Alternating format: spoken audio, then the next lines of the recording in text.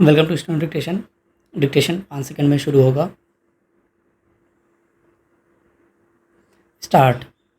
America और Iran के बीच शांति समझौते को लेकर सहमति बनना पश्चिम एशिया के साथ साथ पूरी दुनिया के लिए राहतकारी तो है, लेकिन जब तक इस समझौते पर हस्ताक्षर नहीं हो जाते और यह स्पष्ट नहीं हो जाता कि दोनों पक्षों में वस्तुतः किन किन बिंदुओं पर सहमति बनी है, तब तक स्थायी शांति की आशा नहीं की जा सकती।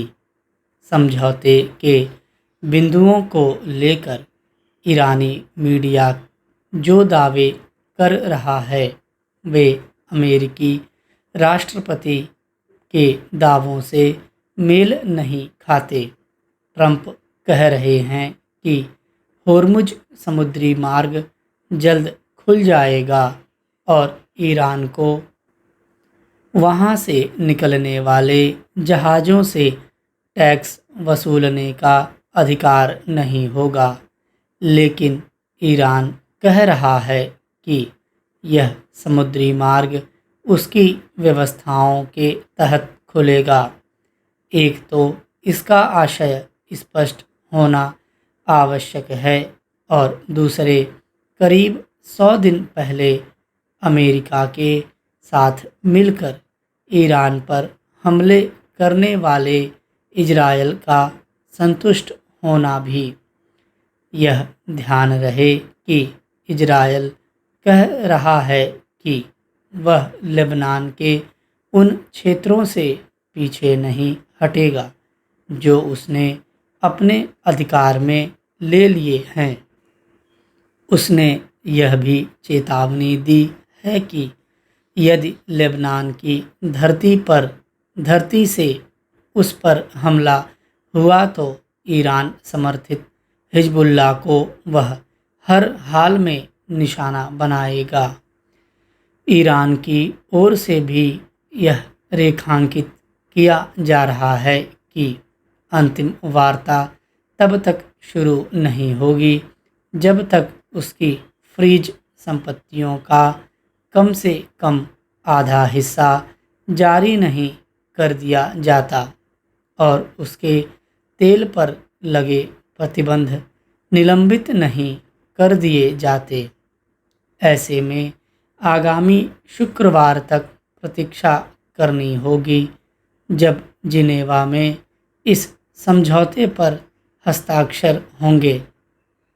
इस समझौते पर हस्ताक्षर के बाद अगले 60 दिन तक ईरान के साथ उसके परमाणु कार्यक्रमों और अन्य विषयों पर वार्ता होगी। स्पष्ट है कि यह भी देखना होगा कि इस वार्ता का नतीजा क्या रहता है। यदि ईरान इजरायल के लिए खतरा बने हिजबुल्लाह, हमास और हाउती जैसे संगठनों को उसके खिलाफ उकसाता रहता है तो पश्चिम एशिया कभी भी सुलग सकता है। ईरान के साथ समझौते को लेकर ट्रंप यह प्रकट कर रहे हैं कि उनके मन मुताबिक समझौता हुआ, लेकिन सच तो यह है कि फिलहाल ईरान का पड़ला भारी दिख रहा है।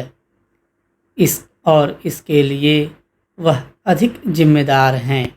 जो भी हो, होर्मुज समुद्री मार्ग के पहले की तरह खुलने एवं वहां से नौवहन में कोई बाधा न खड़ी होने से ही दुनिया की चिंताएं खत्म होंगी और तमाम देशों की अर्थव्यवस्थाओं के समक्ष जो गंभीर संकट पैदा हुआ वह दूर होगा।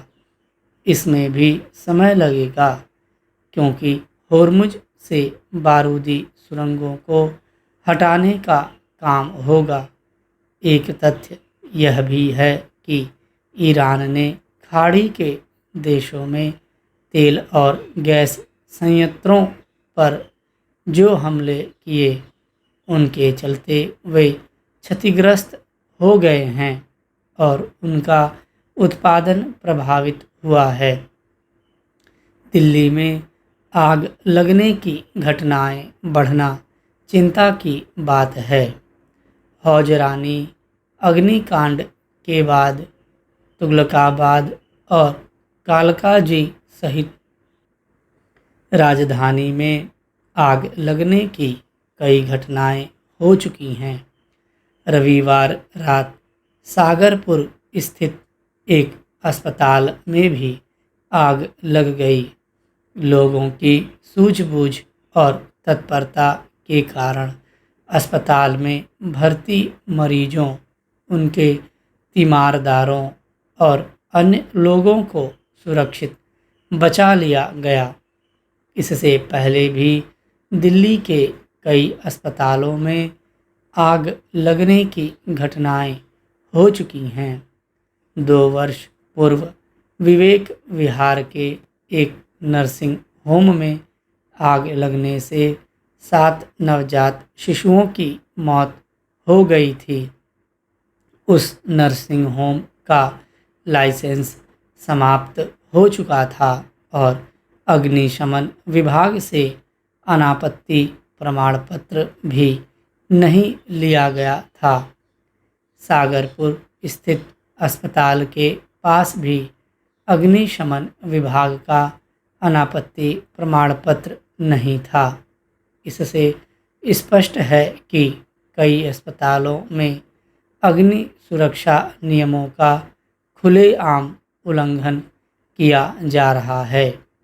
आग लगने की प्रत्येक घटना के बाद जांच समिति गठित करने और नियमों का उल्लंघन करने वालों के विरुद्ध कार्रवाई का आश्वासन दिया जाता है, लेकिन जमीनी स्तर पर ठोस कदम नहीं उठाए जाते।